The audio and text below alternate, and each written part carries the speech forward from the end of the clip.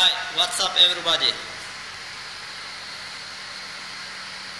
A new installation from Hi2Tech pure hydrogen fuel saving systems.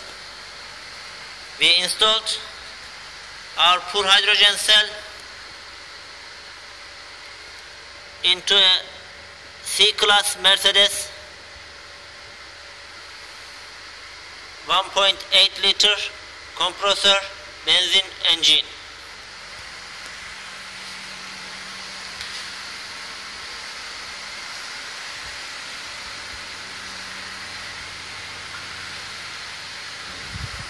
Our car is here.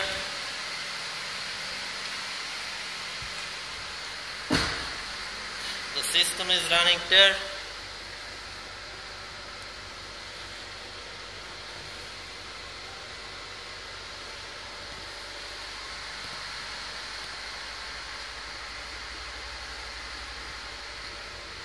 We are separating the hydrogen and oxygen gases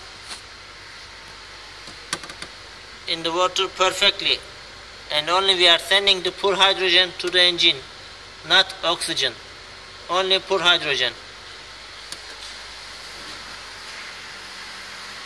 Thanks for your watching.